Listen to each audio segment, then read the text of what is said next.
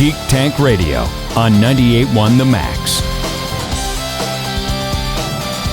Welcome, everyone. We are the Geek Patrol, and our microphones don't have a stun setting. Today, we're joining you from the aftermath of Brandon Olmstead's annual deep fryer frozen turkey Explodorama competition. I expected them to be more safety-oriented this year after last year, but they just, no. I don't even want to see the turducken section. Dude, No. it's nothing but a giant crater.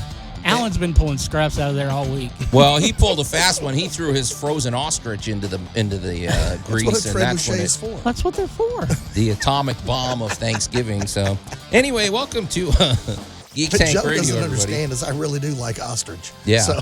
that will explode, right? This is scientifically verified. You throw a frozen turkey in, and you get the. You need to make sure it's completely thawed and dried, because even if there's ice crystals or a little bit of wetness left in the cavity, it will erupt. It'll go. Okay, so I actually had a little truth in advertising there. So. And you also got to measure that grease appropriately. Well, Because if you measured for a little turkey, then you put big turkey in, it overflows you immediately. attempt to notify Mars of where Yeah. your cookout is. Yeah, Listen, we talk about burning off, eyebrows, scalps, man. Whole backyards. Absolutely. So, welcome to Geek Tank Radio, everybody. I'm Joe Thorderson here with my friends Brandon Olmstead and Alan Gilbreth and our buddy Max over there behind the glass. And it's Thanksgiving weekend. I've been reflective. I don't know if this will lead to anything, but maybe later in the show we can discuss. It's always easy to complain about things, but maybe we should reflect on a few things we're thankful for in the world of geekdom.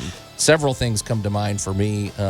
I try to dwell on that rather than the things I'm not thankful for, I guess. I don't know. But we'll see about that. But speaking of explosive, I don't know if this is how this is being received, Brandon, but you said Dave Filoni, it's official. He is official. He is now the chief creative officer of Lucasfilm. Okay, meaning what? Wait, who does that mean he's replacing? Well, that's the thing, though, is it's not really saying who he replaced, but this basically means that he's going to be the Kevin Feige of Lucasfilm, but Kathleen Kennedy is still his boss. So as long as he makes money for her, she's fine. Okay, but it creates an interesting question, because it's like, does that mean there wasn't anybody doing this job before, and does that explain some things? Like they had that, going into the writer's strike, they had the big creative writers room that had people from across the board, and we've seen that it's been very hit or miss. So we'll get into it a little more, what this may mean for a more streamlined Star Wars, media event. That's what I'm wondering, what this is going to lead to. And speaking of Star Wars, you said Daisy Ridley is queuing up for Star Wars Episode 10. Yeah. So we don't know what an actual name. We don't know what the actual name is for it, but we know that she is around doing promotions for the Marsh King's daughter. Which is like kind of it's a hard title. It's an action thriller type thing.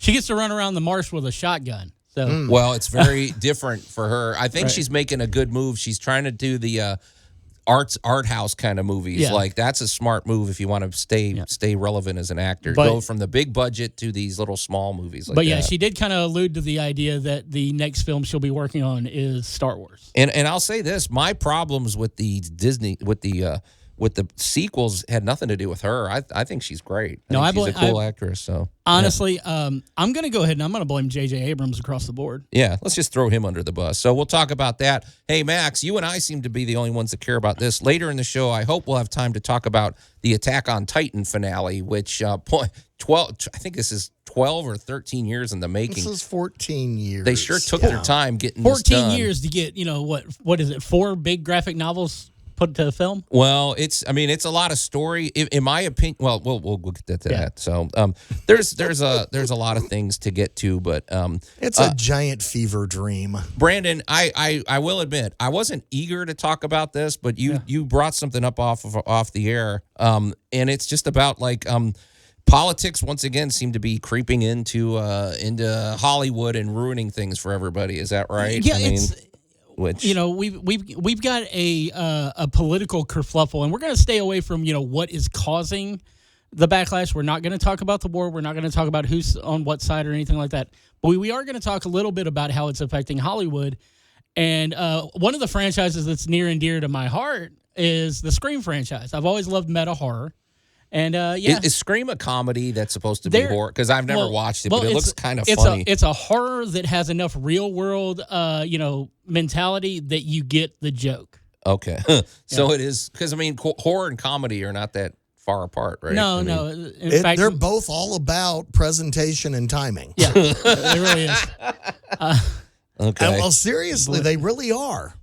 but it's affecting that. It's affecting that, and I mean, it's affecting a lot of folks across the board. And we've seen this stuff for years, but it seems to be really digging in this time around. Where if you are not on the right side of history, no matter who the person who's deciding that right side is, people are losing their jobs over it. And the Scream franchise is getting hit. So what does that mean? The latest set of movies, 5, 6, and now 7, what was going to be 7, was centered around what they referred to as the core 4. It's new characters brought in 5, a sister duo, and then a twin duo that are connected to legacy characters from the original trilogy. These, one of the people actually, she equated to what's going on with the hostages right now as basically concentration camp, level, suffering. Mm-hmm. And someone at Spyglass, who is the production company that does the Scream films, decided that was a bad thing for her to do. So she got fired.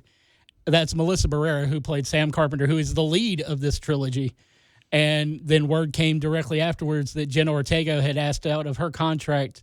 She was already going to have scheduling conflicts with doing Wednesday season 2. So she was going to already have a reduced role, and now she's completely out of the picture. Huh. So I don't think she's hurting for work, though. I mean, she's doing everything these days. Honestly, I don't think either of them are really hurting for work at this point. But it has led the writers who, had a script ready to go prior to the strike, they're having to go back to the drawing board and start everything from scratch. It's interesting, all the dynamics that get thrown into this. It's not just about storytelling. It's all the drama that happens behind the scene. Well, speaking of drama behind the scene, you're listening to Geek Tank Radio. We're going to take a quick break, and we'll be right back. You're listening to Geek Tank Radio on 98.1 The Max. One does not simply walk into Mordor unless they're with Alan Gilbreth. The Geek Patrol is back. They'll even give you a gift basket if you play your cards right. So What's inside the basket? well, Roller skates is the easiest way to get out of Mordor. there you go. And welcome back to, I was going to say okay, never mind. Welcome back to, you could fly out. I mean, that worked pretty well for Frodo and Sam. Yeah, you don't want birds getting near Alan. They'll just end up deep fried in the molten lava. There you go. And welcome back to Geek Tank Radio, everybody. I'm Joe Thorderson here with my friends Brandon Olmsted and Alan Gilbreth and our buddy Max over there behind the glass. And if you're just tuning in, we've got quite a bit on the table today. And including the news that broke that Dave Filoni is now the Chief Creative Officer. Is that his official title? The CCO, yes. Which begs the question, who was the Chief Creative Officer before? And it doesn't sound like there really was one. It was a broken down R2 unit, apparently. So that it's like, okay, well, I guess they decided that they need some. There was a time where I would be hailing from the rooftops, cheering this news. I'm a little more guarded now because I sort of don't always like the interconnected notion of this type of approach. And also, Dave Filoni did let me down. I'm just going to be honest. He let me down with the Ahsoka series. I stand behind his animated stuff all day. I mean, that's some of the best Star Wars, but I don't know. How do you guys feel about it? I'm cautiously optimistic. There's something that's just not hitting with live action Ahsoka and Sabine and Ezra. Mm-hmm. And as much as I enjoyed it for parts, I don't know if I can say that the only thing that really knocked it out of the park for the Ahsoka series, in my opinion, is Baylan Skull. And now with Ray Stevenson passed, who knows what we're going to get for him? Yeah, I mean, like we said, it had all the potential to be great. I was very let down by Thrawn. I just thought they didn't give him anything cool to do. I literally think that they're just setting him up to be the major villain in that what they refer to as the end of the Mandoverse movie that Filoni's going to be doing. But if he's now having to be the head of all this, is he really even going to have time to work on that? I don't know. You said something that I don't know if you said it off the air or on the air, but you're saying he's going to be like the Kevin Feige because we've seen that Marvel's that's played out. I mean, we need to go But we need to end that whole approach. Well, no, I mean, I think you still need somebody who can write the ship. Honestly, and I know I'll get a lot of flack for this one, I think Kevin Feige got a little big for his britches, so to speak. What do you mean? Well, honestly, I think it got to that point, and we've seen this with Marvel comic publishers over the years, where their way is the right way, and they're not really willing to pivot for what the fans are actually asking for. It's kind of like, we've seen DC's gone through continuity reboots and crises and everything else in the publishing, but Marvel's always been kind of that continuity only matters when we say it matters when it comes to their comics. Oh yeah, and I think Kevin started to do that with the movies and the TV shows, and it's very prevalent. Like when you watch something like Doctor Strange and the Multiverse of Madness, because that entire storyline relies heavily on what would have happened at the end of WandaVision, and they went into production on a script having never seen the finished product of WandaVision and just going with what they thought would be the right thing. Wanda, at the beginning of that movie, is not the same character we saw at the end of that TV series. It didn't feel at all like the same character. She's suddenly the villain. It's like, so. And not in the happy fun way like when Alan takes over a villainous role. She was a very depressing villain. Mm-hmm. Well, I think we're also getting some chef-itis in this. What do you mean? Well, what I mean by chef-itis is when you're the chef at the 4-star restaurant, you make the same dishes over and over and over and over again. And that is what the public orders. But then you get tired of that, so you want to do something new.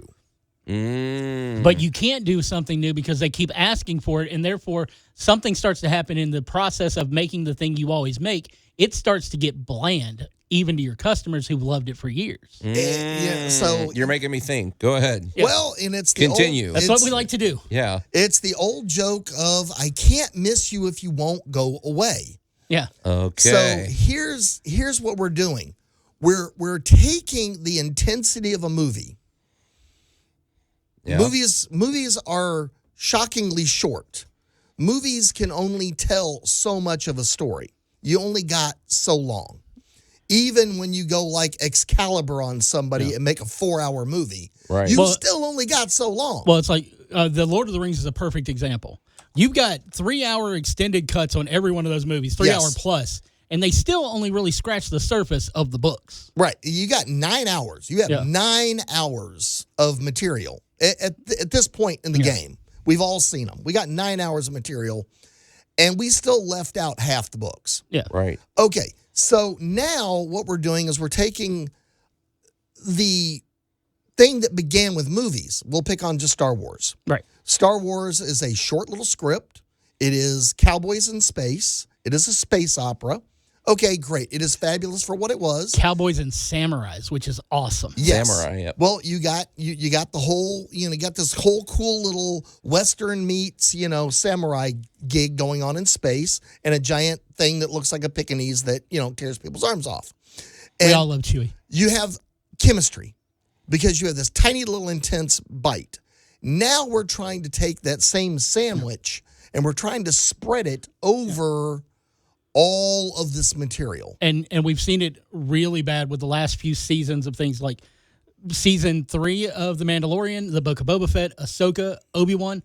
All of those look like they should have been an 1.5 hour long movie script that has been stretched out to upwards of 7 or 8 hours long. And you lose a lot of the intensity. But you're trying to get from point A to point B, and you want to get there in a movie as quickly and efficiently as possible, because the comment is every single scene should advance your plot.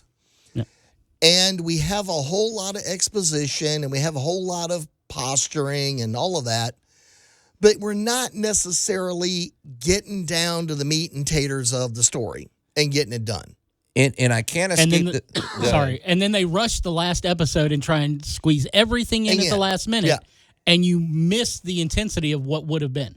And I can't escape the feeling that there's algorithms that say, okay, at 21 minutes on an average such and such, there needs to be this. Or at 18 minutes, this is where somebody's more likely to turn off. And that affects the writing. And you'll understand this one as a carpenter. Hammer head nail. You got Absolutely. it. We're gonna drill down because we've hit on something here. You're listening to Geek Tank Radio. We're gonna take a quick break and we'll be right back. You're listening to Geek Tank Radio on 98.1 The Max. They can name every member of the Green Lantern Corps in under 60 seconds. The Geek Patrol is back. In fairness, you do need a time machine to get it done, but it works. Brandon knows them all. Most of them. And welcome back to Geek Tank Radio, everybody. I'm Joe Thorderson here with my friends Brandon Olmsted and Alan Gilbreth and our buddy Max over there behind the glass. And if you're just tuning in, boy, Alan, he gets me thinking about stuff. I'll give him that. We've been talking about the situation of Dave Filoni now taking over as chief creative officer for the Star Wars universe. They're comparing this to the approach they used with Marvel, with Kevin Feige being basically in charge of that. And when you said this, we're looking at all the factors of what they have working against them in this current, I mean, even things have changed over the last 10 years that have changed storytelling. I wanted to say something because when you were talking, Alan, this whole approach of interconnectedness and continuity and stuff reminds me of the dangers that I think fall into creative endeavors, you could say. And I'm looking and I'm thinking of the exact opposite approach. Two of my favorite bands, and I know they're like world popular, is Led Zeppelin and U2. Okay, Oh, yeah. Jimmy Page had this principle. If you listen to a Led Zeppelin album, from one album to the next, their biggest album, you could say, was the fourth album, the untitled fourth album. They said, well, all the label and everybody is saying, we got to repeat this. This is this is a huge hit. We want to do another album just like that. And Jimmy Page fought against that. He said, no, there's a real danger when you try to repeat. Every album is its own endeavor. Mm-hmm. U2's the same way. They did not try to repeat the Joshua Tree or anything. They had individual albums and they continually evolved as a band. And I think that is why they've lasted so long. I feel like when you fall into these formulas where it's the same cookie cutter thing over and over, eventually people just get tired of it. And I think there's a real danger that Star Wars and Marvel are falling into with that. So Okay, well, I'm going to back up and pick on Daredevil for just a minute. Okay. Poor Daredevil. Well, you got to pick on Daredevil for just a second because, he's actually he's the side effect of the Ninja Turtles, believe it or not. Yeah. I've read that's that. a deep cut. Yeah. Yeah. It lets somebody scratch their head over that one for a minute. No, fans know. Okay, Yeah. so, all right. But we have a relatively minor Marvel character who is moderately interesting. Mm-hmm. You got a blind lawyer that masquerades, and because he's got some, ninja powers, he can do some stuff. So he was kind of a cute comic book guy for many, many years. Well, here comes Netflix, and with no focus groups, no nothing, they went and filmed, Brandon, X number of episodes in the closet. 8. 8. I was making sure. It was either 8 or 10. Pretty It was sure 8. it's 8. It's been a while, but I'm... And they basically said, we're going to go make an 8-hour Daredevil movie. Gritty, street level. And they went straight for street level. How bad would you really look, Brandon, if you and I tied into each other with hockey sticks?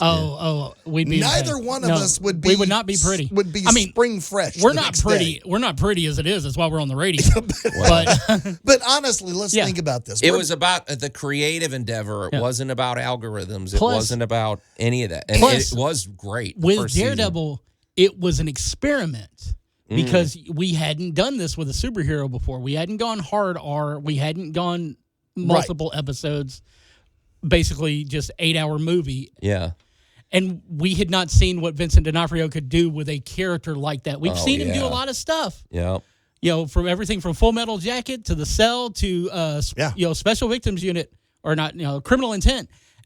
We've seen him do it all, but we had never seen him play Wilson Fisk. All right, but all right, now you just hit on a major point there. Sir Patrick Stewart, Fisk of D'Onofrio. We've got these larger than life actors who can honestly turn on the chemistry. And even though Fisk was not the major character, he overrode everything about it, didn't he? Pretty much. Even though Captain Picard was not in every scene, You could never escape Picard in the entire series. As much as I would love to agree with you there, we didn't see Picard be Picard until season 3.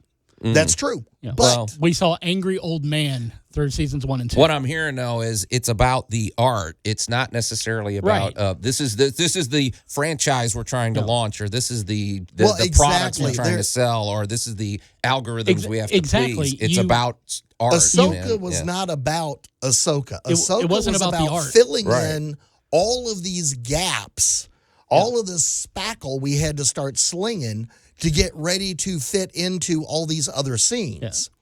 So much of the writing and so much of the acting is going into stuff that really has nothing to do with this specific story. Which, if you look at sequels in general when it comes to movies, a lot of times there's this big gap space.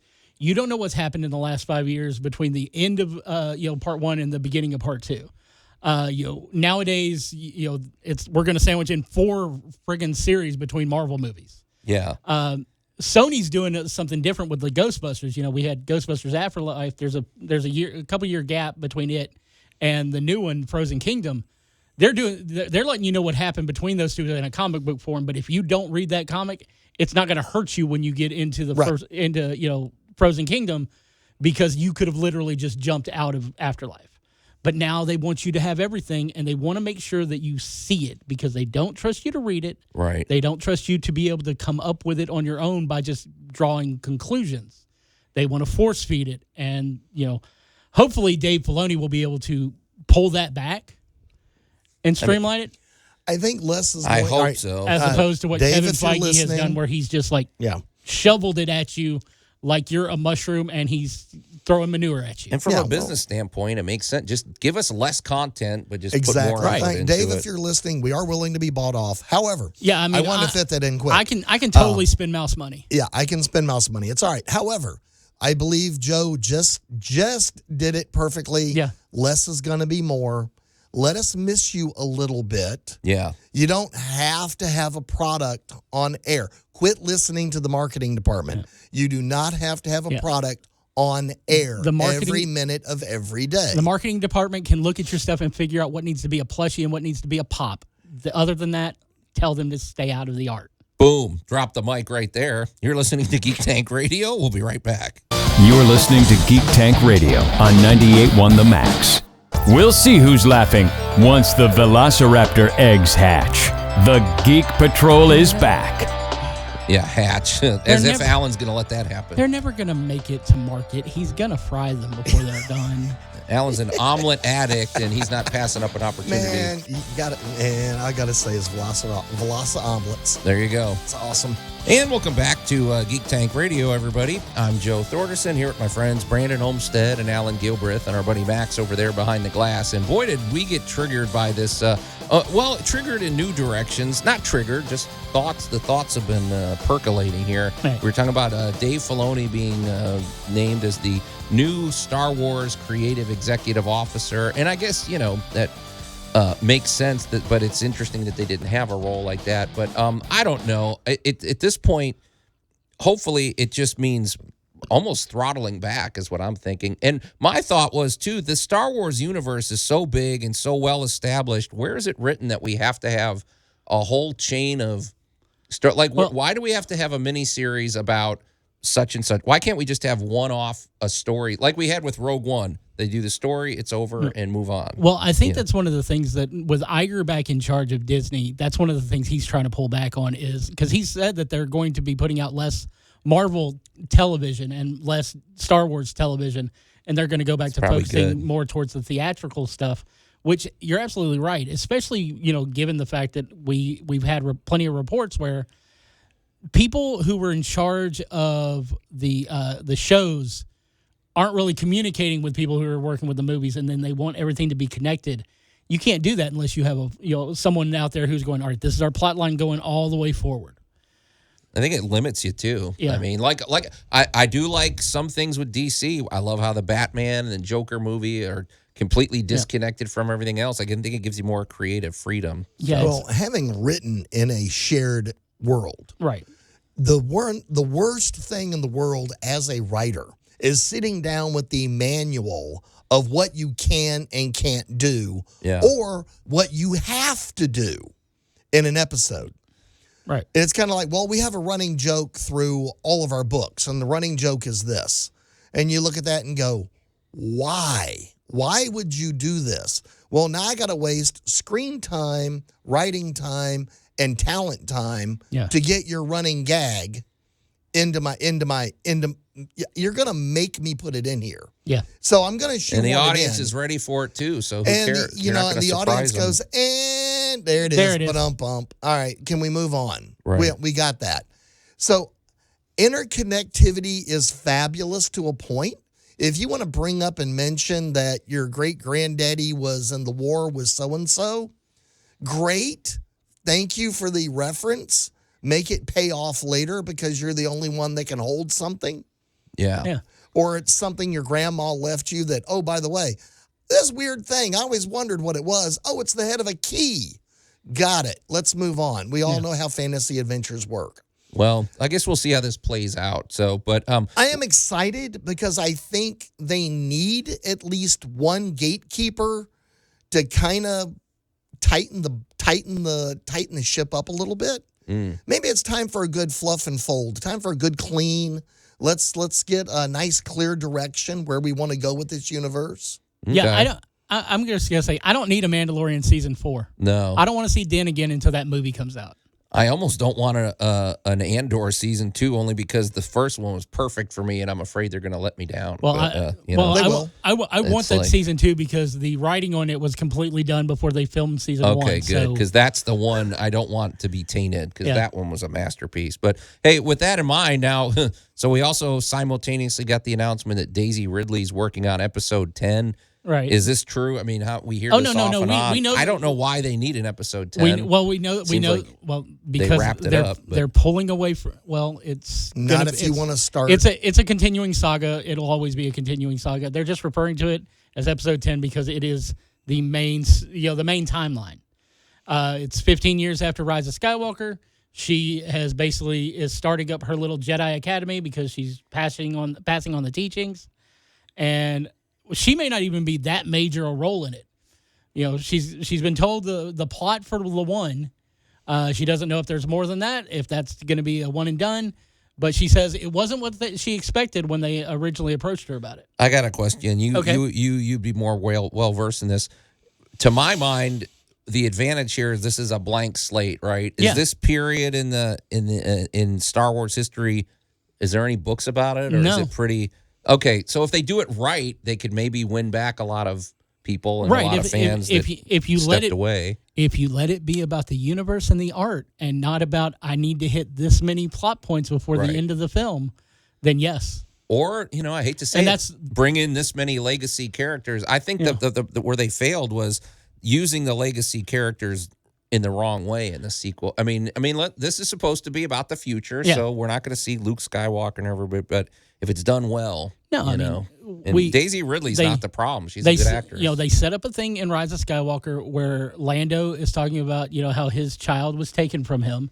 The girl that he's meeting, who is so force sensitive, may very well be his daughter. Mm-hmm. And if you use Lando and Chewie as the legacy connections, and they're out there gathering young, force sensitives that are out there and bringing them to her, that's all we need to see of the two of them. Yeah, and we'll need at least one bowcaster fight with Chewie, but so we'll see. I mean, I guess we'll just watch. It's just going to depend. I feel like one thing that seems to have happened since the strikes. I don't want to be naive, but it feels like maybe Hollywood's listening a little more. Are they? I mean, they're not just blindly doing whatever they want to do. This is going to sound horrible the way I'm going to put this, but there was a point during writing rooms where it had there was the diversity hire situation. Yeah, and they're saying now that with the new contract, they're going to be going after people with talent and not just because they check a box. Right. Well, and so it should be about the story, not about agendas and everything else. So, and I mean, there will always be a political segment in any of that stuff, but Okay, so I mean, I'm not. I guess that's not a bad announcement. All these developments with Star Wars, we're just going to see how it's all. It's just really, it always just comes down to the story. And if Dave Filoni can tap into the stuff he did on the animated series, that's where he shines. So, maybe. Well, he took a couple of cracks in the original movies and ran down that rabbit hole and came out covered in gold. Okay. So, Well, we'll see what happens. You're listening to Geek Tank Radio. We're going to take a quick break, and we'll be right back. You're listening to Geek Tank Radio on 98.1 The Max. They slice their pizza with a Batarang.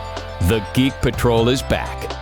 It gives you that. It helps you not break the edge. It gets just this nice clean cut and a good even slice. I just feel bad for anybody who might be lactose intolerant when I throw the Batarang into them later on. Good point. Well, Anyway, welcome. That's weird. Brandon always disrupts things. Welcome back to Geek Tank Radio, because I'm everybody. The money. I'm Joe Thorderson here with my friends Brandon Olmsted and Alan Gilbreth and our buddy Max over there behind the glass. And it is Thanksgiving weekend, and we haven't done this yet, but I think it behooves us to think about not just the things that we want to criticize, but think about the things that we're thankful for. I will start off myself. I'm thankful for the fact that Max persuaded me successfully to get into anime several years ago. And I am very thankful for immersing myself in the world of anime. Not all stories, but some stories and just new ways of telling a story, new forms of artwork that might not have appealed to me before. And shortly we're going to talk about one of those, Attack on Titan. But man, there's tons of them. One of them we mentioned a few months back was Violet Evergarden. What a great anime. Or I know you're more of a fan of Miyazaki. I appreciate Miyazaki. I like him. I think he's a little slow for my taste, though. I mean, the stories unfold very slowly. Yes, they do. Okay. Like most Asian stories. I don't know. But they take their time. I'm thankful for that. What about you guys? Let's throw a little positivity out there. I'll cede the floor to you at the moment. Oh, well. Because mine's going to sound very self-fulfilling. Oh. Very self-fulfilling, huh? Yeah. Okay. The thing I would be most grateful for in the fact that, well, all right, I like that AI is going to get reined in a little bit. Oh, good point. I am a little bit thankful for that because there's just a lot of just no. The conversation is being held. Yeah. Yeah. Yep. I'm glad that they're going to rein that in from the beginning here just a little bit before we start getting homogenized, overused product, even more overused than it is now. So, okay. I'm going to say I'm happy that we're going to stay with some level of creativity in all this mess. Okay. All right. That's good. That's good to hear. Very positive. And we have legislation on it now, which is very good, so people can't monetize that whole thing. Yeah. So, all right, Brandon. Okay. I am thankful for our continuing partnership with Cumulus, both over at 98.9 The Roar and here at 98.1 The Max, and their continued efforts in helping us at our new home at the University of Memphis Holiday Inn with the Memphis Comic and Fantasy Convention. I will be honest, I was a little worried about how they were going to see the convention when they came and checked us out a couple weeks ago, and to see all the positive feedback we're getting from members of Cumulus, people at the U of M. It may not have been my best show, that we've done, but just to get the praise, I'm just thankful to be a part of it all. Well, I have to tell you, the feedback I'm getting from the vendors is a lot of vendors did very well. Some of them said it was their best show they've done. But on that note, not to sound like a shameless plug, it was a riot. You guys were there. We gave Morgan Bohannon the tour, the general manager of Cumulus, and he had literally never stepped foot into a convention. I know he's been supportive of us this whole time, but I don't think he really even understood what he was supporting. Right. He just trusted our judgment, but he was blown away. He had his phone out the whole time taking pictures. He looked like a kid in a candy store. So that was very satisfying. In all honesty, that's how a lot of us feel when we walk into a convention. Yeah, I can't argue with that. Even those of us who've done tons of them, worked them, been to them, whatever. Mm-hmm. I will say that, our buddy across the hall over here at Kicks 106, Laddie, probably had the greatest weekend ever. Yeah. He looked, I can't even say kid in a candy store. Yeah. He just looked Well, he was like- running the candy store. Well, I know he just looked like a koi somebody finally dropped into a big enough pond. Yeah. He was just so excited. I have to send a shout out. I think his name was Colin.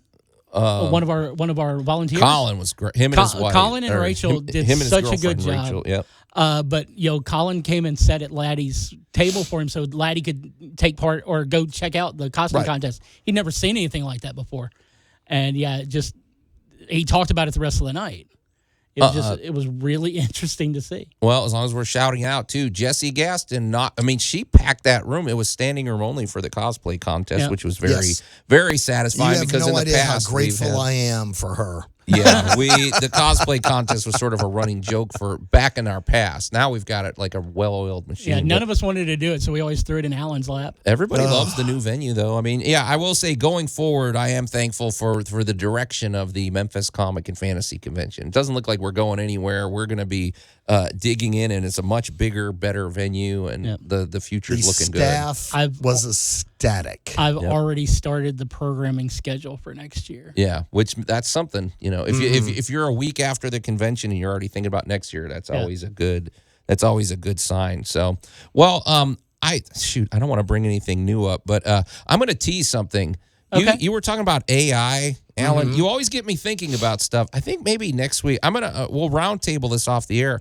I'm actually glad that we've seen AI art because it does give you this sort of creepy insight into what the brain of a computer or something. There's a weird, very distinct look to AI art. Totally makes you appreciate real art. Yeah, I think it's very interesting, and that'll be a conversation for the future. You're listening to Geek Tank Radio. We're going to take a quick break, and we'll be right back. You're listening to Geek Tank Radio on 98.1 The Max. What's the Klingon word for morons? The Geek Patrol is back. I think I can even spell that one perfectly. I hear it enough, so... It sounds like a dog sneezing. Can't pronounce it very well. And welcome back to Geek Tank Radio, everybody. I'm Joe Thorderson here with my friends Brandon Olmstead and Alan Gilbreth and our buddy Max over there behind the glass. And I don't know. I didn't want to ponder that one too long. But now my brain is trying to pronounce it in my head, and it's going to be the way the rest of the day. Well, if you mispronounce it, then it comes out as a vulgar word, so we got to be careful. That's why we're not going to say it.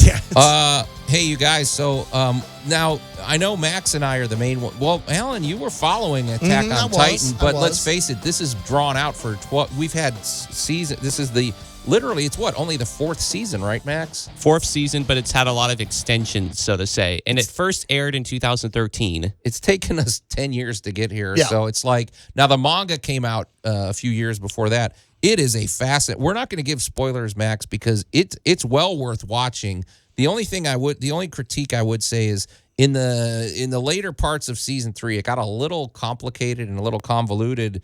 But man, the anime was so well done, and it's one of those where it's violent. You probably don't want to watch it with your 10-year-old, but the premise sounds absurd, and yet you get completely engrossed in it. It does. Very compelling. The characters are. I've never seen such character development. Max. I know every character on that show. I know why they do what they do, and it's interesting. So And then not only that, too, but the fact that it ended in a way that you would have never expected. Yeah, no kidding. Well, that's the thing. We don't want to give too many spoilers, but it finally ended. And I would say, did you find it to be a satisfying ending? Because I feel like I need to watch the ending 4 or 5 more times. It's one of those, like, wait, what? It's kind of thought-provoking and, It was one of those endings where it's, like, bittersweet and everything. Like, You're glad that it's over, but at the same time, it's like it's still it seems like it wrapped up and concluded. You don't want to do anything else with it. Yeah, I hope they don't, actually. I can't imagine what you would do to add on to this, other than, I guess you could do prequels or something. But I would actually kind of welcome that, because there's actually a manga, I think it's like called Before the Fall, and it's all about the guy who created maneuver gear. I would love to see that. And I trust these guys I would trust them to do a prequel, because what are those episodes called? Max? OVAs. What does OVA stand for? I believe it's original video animation. Because they'll do these where so if you watch Attack on Titan, you watch the series, but also watch the OVAs, and they're kind of like what Alan calls spackle episode, but they're done very well. They Because- fill in little gaps in between. There's a 2-part episode where it's about Levi's origins in the underground. There's 2-part episode about Annie, what she's doing before she's does her first attack as a female Titan. It's pretty interesting. And it's funny because when you're watching the show, for one thing, you can't get too attached to characters because there's no what was no that one guarantee. show that was it a Walking Dead where they might kill off a main character just out of the Just blue or something? Game of Thrones. Game of Thrones. Well, that was The Sopranos. I mean, they walked in and looked at it and went, somebody on this cast has got to get whacked. That's Yeah. kind of the point of the show. Yeah, there was So- none of that. Nobody was safe, and No. really, and then some of them. It's like, okay, I hate that they killed him, but boy, they sure killed him off in a cool way. Like, spoiler, Erwin Smith. He has one of the best deaths ever, I think. What do you think, Max? I would say that too. Also, I wouldn't say who, but during the last 2 movies, so to say, they had one of the best deaths, but I'm not going to say who. Yeah, but there's. And another thing too that I would mention is I like the use of music in the final episodes because they revisit some of the soundtracks from the very first season, and that evokes a different level of nostalgia because it's like now you're having to compare and contrast what was going on during that particular scene in the first season that's going on now in these last episodes. It's funny because I think sound, music, and smell are one of the strongest triggers they for are. memory. And yeah, when you hear that little... I don't want to smell a Titan. No. But it's well worth watching if you're out there and you like something that's more, I guess I would even say thought-provoking, but if you like something it's a little gritty and you want to dive into the world of anime, man, you can't do better than Attack on Titan. And you're lucky. You don't have to wait 10 years to go through the story. You can just binge it. Remember the years of waiting from one season to the next? They took a while. Wondering if it was even going to happen. But yeah, hats off. And we're not going to give spoilers because it's well worth watching. So, boy, you guys, this was an epic episode of Geek Tank Radio, man. I don't know. We covered a lot, and I feel like we left some stuff on the table that we'll have to revisit, next week. But it doesn't matter because we're out of time. So until next week, we are the Geek Patrol, and I am Joe Thorderson. I'm Ellen Gilbreth. I'm Maximilian. And I'm Brandon Olmsted, imploring you to ponder what happens when you take an eraser to the Death Note.